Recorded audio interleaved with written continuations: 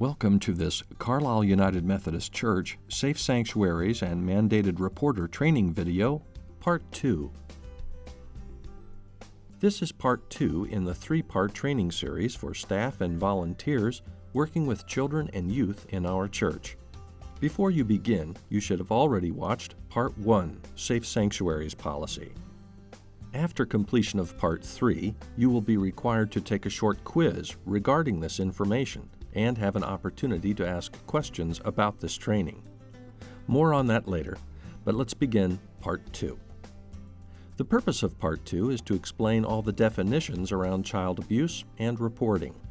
This session will help you gain critical information about your role as a mandated reporter of suspected child abuse and work through real-life scenarios to apply what you've learned. We will also share some of the frequently asked questions and tips that will help you undertake your responsibilities as a mandated reporter under Pennsylvania law and church policy. On December 31st, 2014, many changes went into effect to better protect our children and those who work with children and youth. This course is reflective of those changes. In Matthew 22, 36 through 40, we hear the disciples ask, "Teacher, what is the greatest commandment in the law?" Jesus replied, "Love the Lord your God with all your heart, and with all your soul, and with all your mind. This is the first and greatest commandment. And the second is like it. Love your neighbor as yourself. All the law and the prophets hang on these two commandments." To fulfill the gospel mandate of love of God and neighbor, we must show particular concern for those most vulnerable among us, our children and youth. All adults who volunteer with children and youth in our church, and all staff, have a serious responsibility to protect the children and young people entrusted to us. This, of course, includes protecting children and youth from abuse and assisting them if they share they are abused at home, school, or another place. Our church is committed to seeing that all children under our care are protected to the best of our ability. Mandated reporters are critical to the protection of children. Your responsibilities as a mandated reporter are especially important in the overall Safe Sanctuaries efforts of our church to prevent and respond to suspected child abuse of children entrusted in our care and custody.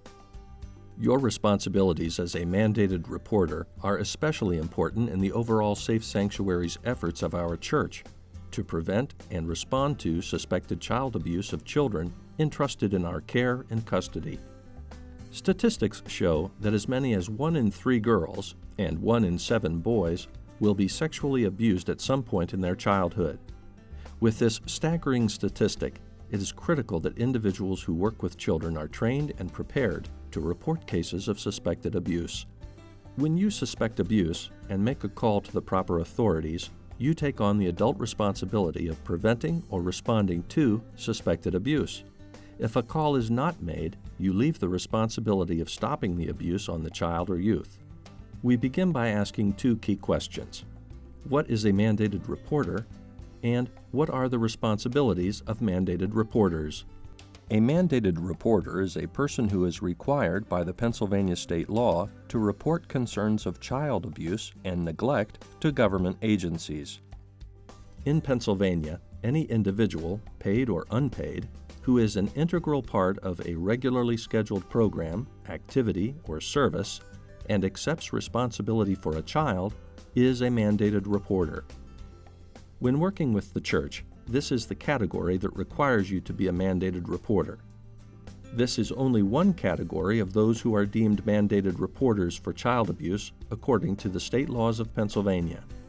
The following adults are mandated reporters and shall make a report if he or she has reasonable cause to suspect that a child is a victim of child abuse. A person licensed or certified to practice in any health-related field under the jurisdiction of the Department of State. A medical examiner, coroner, or funeral director. An employee of a healthcare facility or provider licensed by the Department of Health who is engaged in the admission, examination, care, or treatment of individuals. A school employee. An employee of child care services. Clergy person. An individual paid or unpaid who is part of a regularly scheduled program, activity, or service that accepts responsibility for a child.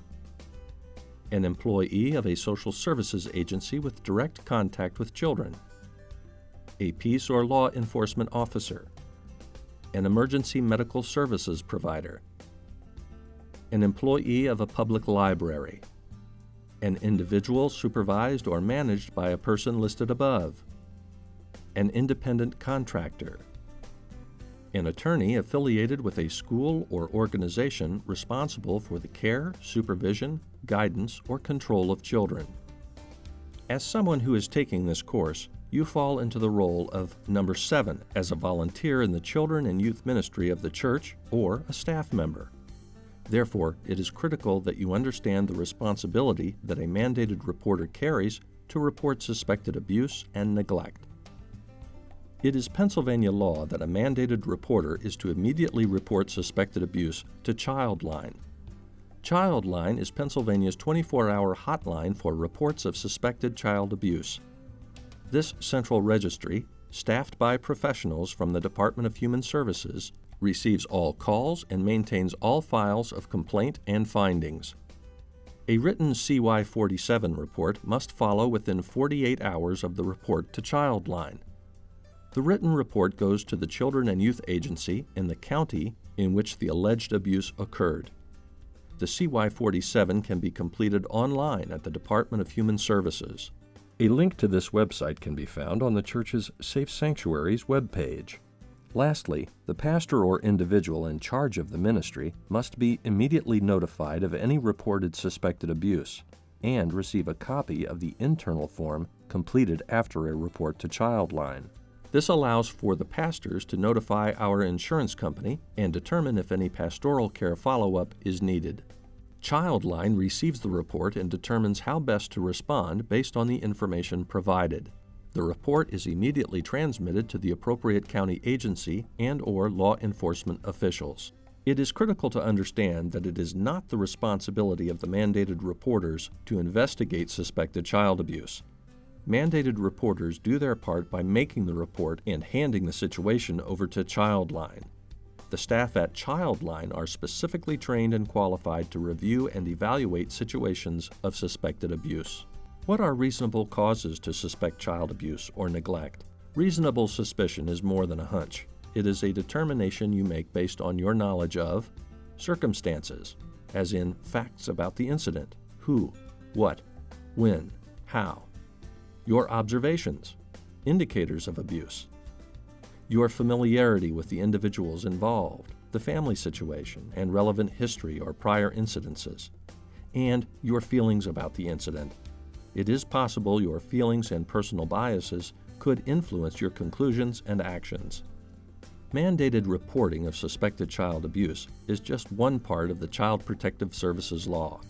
The overall purpose of the law is to encourage more people to report child abuse, to make sure that law enforcement agencies work with Child Protective Services to respond to child abuse, to create county-level services to evaluate and assess the risk to children, and to assure the child's well-being and preserve the family whenever possible. On December 31, 2014, many key amendments to the definitions and processes went into effect. This course reflects those changes.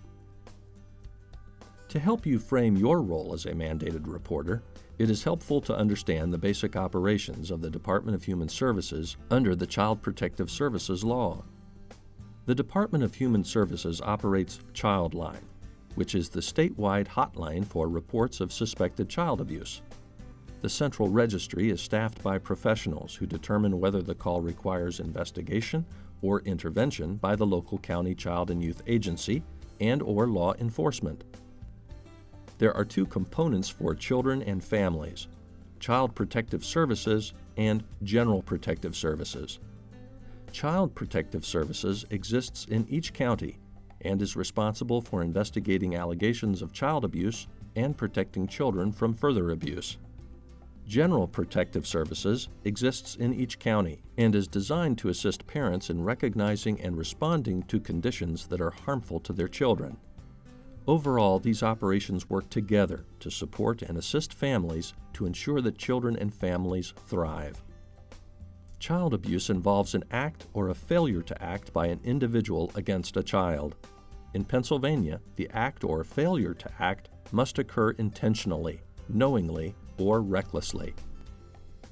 Intentionally, done with the direct purpose of causing the type of harm that resulted. Knowingly, understanding that the harm is practically certain to result. Recklessly, conscious disregard for foreseeable risk. These definitions come from the Pennsylvania Child Welfare Resource Center. Bodily injury is an injury that is caused by a recent act or failure to act that 1. Causes a child severe pain, 2. Significantly impairs a child's physical functioning, either temporarily or permanently. In addition to causing bodily injury, creating reasonable likelihood of bodily injury to a child through a recent act or failure to act is also a type of abuse. In other words, bodily injury does not have to occur. The individual's behavior creates a very good chance of abuse occurring to a child. It is a violation of the law to make up, fake, or cause an illness to a child which results in potential harm, requiring medical treatment or evaluation. Serious physical neglect endangers a child's life or health, threatens a child's well-being, causes bodily injury, or impairs a child's health, development, or functioning. Could be a singular event, including lack of supervision, or failing to provide the essentials of life, including proper medical care or dental care. Sexual abuse is defined as causing a child to engage in or to assist another individual to engage in sexually explicit conduct as well as conversation. Some examples of sexual abuse or exploitation include nudity, looking at someone's sexual or intimate parts, or participating in sexual acts so that the child or other individual involved is sexually aroused. Participating in sexual acts so that pictures or videos can be taken or made. The law includes the following: rape, statutory sexual assault, involuntary deviant sexual intercourse, institutional sexual assault, indecent assault, indecent exposure, incest, prostitution, sexual abuse, unlawful contact with a minor, and sexual exploitation. The sexual acts don't have to actually occur. Activities such as talking about, pretending, demonstrating, depicting, or modeling would all be considered sexual abuse. We are going to look at 4 examples of real situations, asking you to pick the category of abuse each falls within. Here's the first one. Leaving a loaded gun in reach of a child. Is it creating likelihood of bodily injury, sexual abuse and exploitation, or serious mental abuse? Yes, it's likelihood of bodily injury because a loaded gun in the reach of anyone can easily, quickly, and sometimes accidentally cause bodily injury. Leaving a child alone in a locked car on a hot summer day would be an example of likelihood of bodily injury, sexual abuse and exploitation, or serious mental abuse. Yes, this too is likelihood of bodily injury because a child can be seriously injured and even die of the temperature of a car if it is excessive for even a short period of time in the summer. Constant threats to a child that leave a child living in constant terror would be an example of likelihood of bodily injury, sexual abuse and exploitation, or serious mental abuse. This falls into the category of serious mental abuse for children. Living in fear has many repercussions, and for children and youth has both immediate and long-term impacts on their lives. Last one. Inappropriate sexual contact between a teacher and a student would be considered likelihood of bodily injury, sexual abuse and exploitation, or serious mental injury. If you selected sexual abuse and exploitation, you are correct. A sexual relationship between a teacher and a student is classified as unlawful contact with a minor. Indicators of abuse are the common signs, symptoms, and clues that we register as concern when working with a child or youth. While you are working with children and youth, it is important to know some of the indicators of abuse in case you see or hear something from a child that has you questioning if it might be abuse. Indicators fall into 4 basic areas: bodily injuries, serious physical neglect, sexual abuse and exploitation, and serious mental injury. Indicators of child abuse as bodily injury include unexplained burns, bites, bruises, broken bones or black eyes, fading bruises or other marks noticeable after an absence from school or play, seems frightened of the parents, screams, cries, or protests when it is time to go home from school or activities, shrinks at the approach of adults, reports injury by the parent or another caregiver, has repeated injuries over a period of time, has untreated injuries, or wears extra layers of clothing that are not season appropriate. Child abuse as serious physical neglect includes appears less than normal height or weight over a period of time, commonly called failure to thrive, frequently absent from school or activities, begs or steals food or money from classmates, lacks needed medical care, dental care, immunizations, or glasses, is consistently dirty and has severe body odor, lacks sufficient clothing for the weather, abuses drugs or alcohol, or states there is no one at home to provide care. Child abuse as sexual abuse or exploitation is difficulty walking or sitting, injury to genitals, suddenly refuses to change for gym or to participate in physical activity, has bodily fluid stains on clothing or body, demonstrates sexual knowledge inappropriate for their age group, regresses to earlier developmental stages such as bedwetting, becomes pregnant or contracts a sexually transmitted disease, especially when under 13 years old, is a runaway, or reports sexual abuse by a parent or another caregiver. Child abuse as serious mental injury includes depression, reports lack of attachment to parents, self-mutilation, cutting or suicide attempts, alcohol or drug abuse, antisocial behavior such as cruelty to animals, or developmental delay. Remember, these are specific acts that are considered child abuse when they are done in a manner that endangers a child.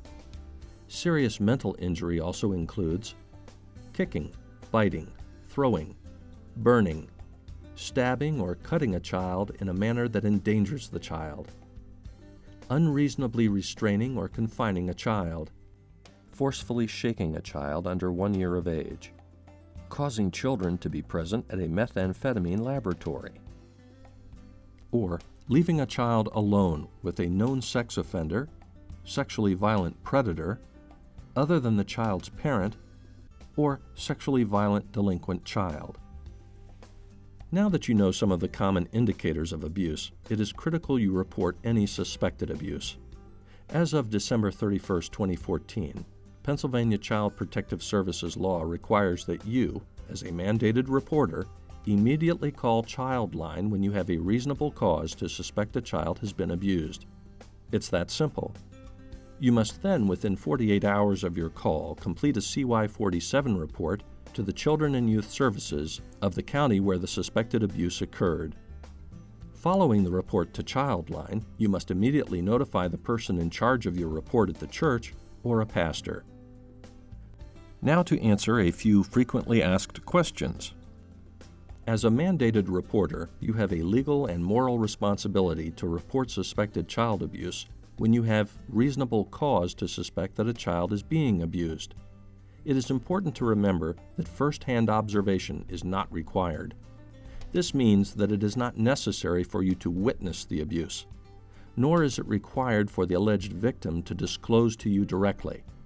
It is also important to remember that you are reporting suspected abuse. This leaves the determination of whether or not abuse is occurring in the hands of the trained professionals. Why is mandated reporter training so important? In this session, you have learned that you are a mandated reporter, what child abuse is, and how to recognize child abuse.